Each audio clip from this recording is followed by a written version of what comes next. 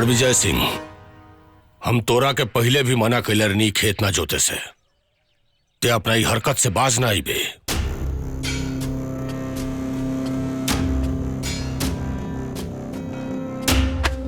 अच्छा, तू मना कह देले और हम मान गली कि खेत ना जोतब।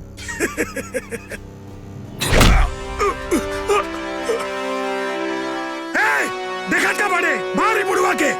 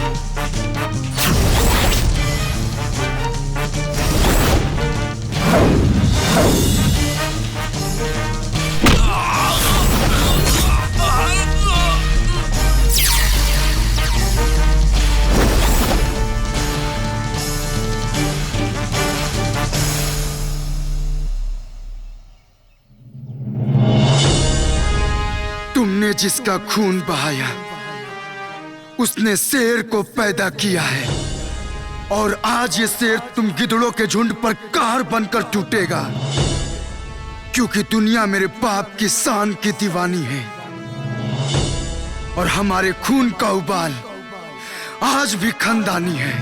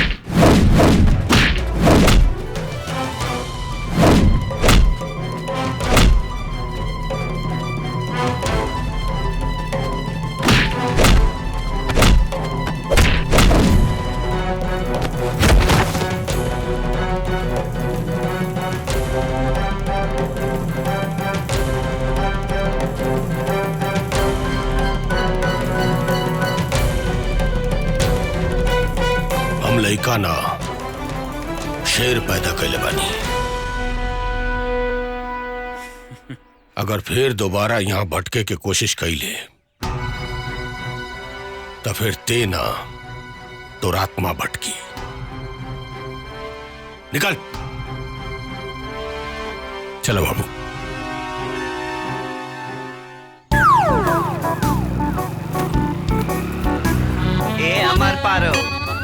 जाता रू काटा अपन गाड़ी से हम छोड़ दी। अच्छा हाँ। ये बात बा, हम गाड़ी से ना खुद चल जाब। अरे इतना गुस्सा काहे करत तारू? आखिर कब्बो न कब्बो ए देवदास की गाड़ी पे तोहे बैठे ही के बा। वैसे बैठे का तो हम बैठ जाब, पर तोहनी लोग पहले से 2 गो बाड़ा। अरे मैडम एडजस्ट हो जाएगा, ये देखिए जगह भी है, खाली आ जाइए। हाय दैया, ये कमसिन जवान खूबसूरत लड़की के बीच में बैठे बा लोग। ना बाबा ना, हम चल नहीं है दे, हमार पार्लर आई गई बा।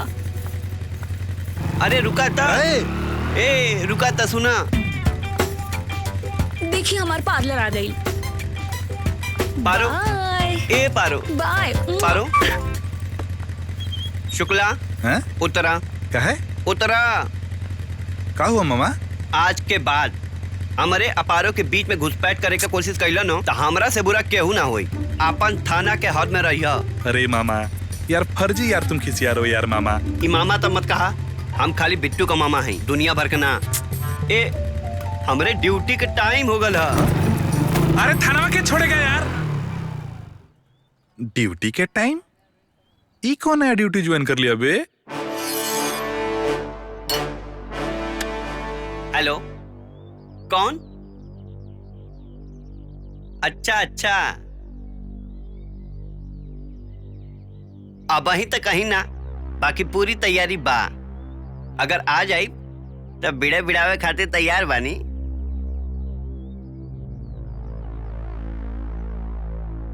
हाँ। ई कवन केस का तारीख बा? अरे मतलब कि अपन बहुत केस चलेला नू। अच्छा अच्छा, हाँ ठीक है, चला हमने पहुंच जाए।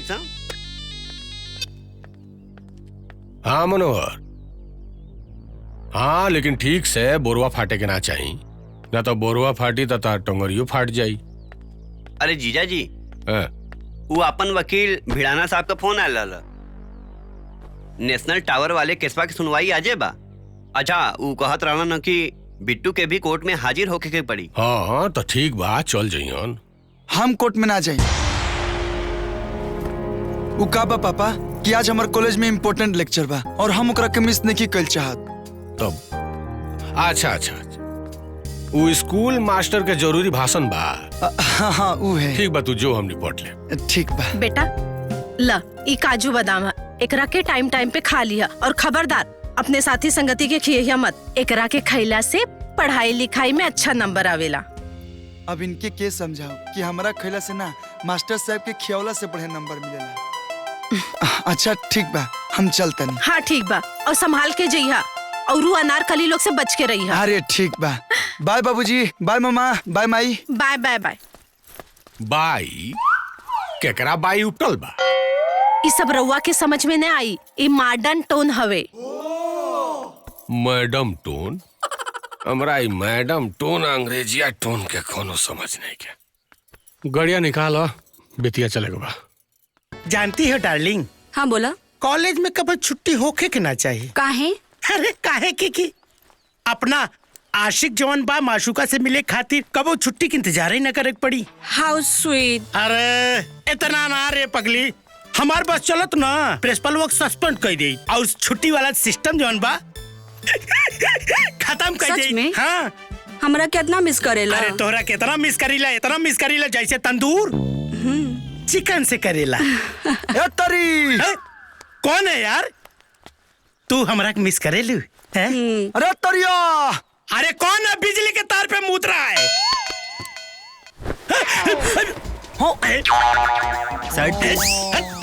भाई भाई,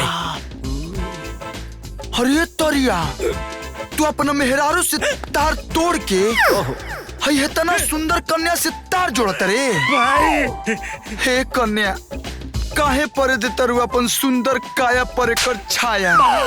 अरे कर एगो ना दू गो मेहरारू बड़ी सा, दू गो। अरे एगो त एकरा बापे के साथे भाग गई। ओहो, आ एगो इतना सुंदर रहे, बड़ी सुंदर है। ओकरा के गर्दन दाब के मुआ दिहलस। कातिल हवे का रे? इतने ना 5 को लड़का बड़ा से कर। अब रोज 5 लड़का कहले से पापा मुझे मम्मी चाहिए। अबे से तार के पटावता की 5 लड़कन के मम्मी मिल जाओ। अब तू देख ला, लड़का खिलाइबू किए करा के हमरा तो बड़ी मोह लागता। सब झूठ बोलता है। विश्वास मत करिए, फेंकू है, एक नंबर फेंकू। अरे बाप रे बाप।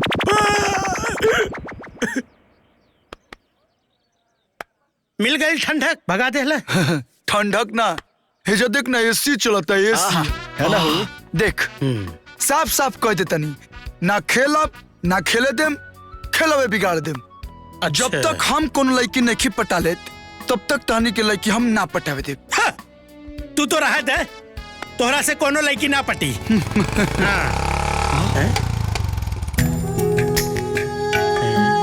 ये कौन ही अरे?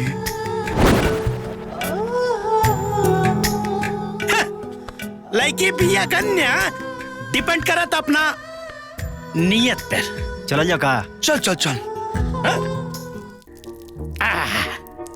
अच्छा भाई, एगो जूनियर हमनी के मजाक बना के चल गई। भाई ई बतावा, धिक्कार बा हमनी के सीनियरिटी पे। जाके अबे ओकर ना बैंड बजा क्या होता नहीं, बहुत माथा खराब कर दिया। अरे ना भाई, वो लड़की बड़ा सुंदर भी है, थोड़ा सा ओकर के पटावे के पड़ी। वाह बिट्टू भाई, फंस गया प्यार के चक्कर में। ओए होए मुस्कान, कोई तो रोक ले इनकी मुस्कान। अच्छा ये बतावा, का हमनियो अब लड़की पटा सकिल का? ना, ना बिल्कुल ना। जब तक हम कोनो लड़की नहीं पटा ले तब तक तहनी दोनों लड़की ना पटी बसन। अच्छा एक चीज बताओ भाई, कि 8 साल से एक ही क्लास में हम 8 बार फेल भइल बानी, 30 से 35 साल होए वाला बानी, जिंदगी भर हम बाड़ा ही रहा। का तोहरा चक्कर में हम बाड़ा ही रही? मतलब एगो लड़की के चक्कर में तहनी सब दोस्ती यारी भुला गेला। यह दोस्ती यह प्यार, वाह भाई। फिर देखा तू जोन बा हमरे साथे इमोशनल ड्रामा करत आड़ा, और यही सब मान जाइला। ए भाई मान जो, तहनी के अगर मान गेला सुनू तो हमारा तरफ से एगो आईफोन गिफ्ट। आईफोन? क्या बात करता? अरे आईफोन ना आईफोन, एप्पल मोबाइल होला मोबाइल। अच्छा हाउ जोन झूठे से बोल रहा। भाई चाहिए भाई, वही चाहिए। क्या कर माई बन कर? सारी नहीं का देखत, फूक दला पुदिया जीवा माये बहन कर चल पड़ा। किलेटा यस। हां उ लड़की के पटा मेनू तहन दोनों हमार हेल्प करसन। डन हे भाई, शुभ काम में देरी का। चला चला चलो चलो।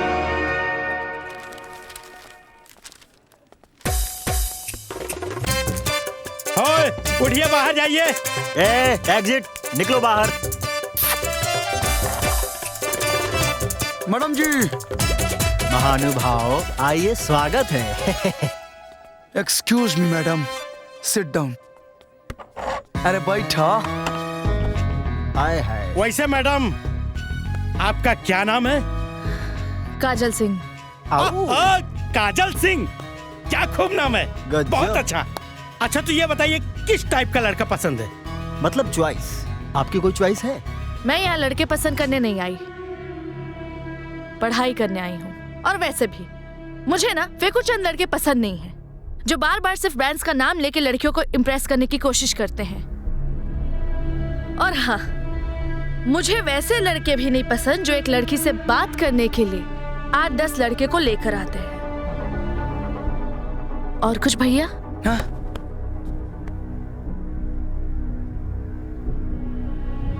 मूव।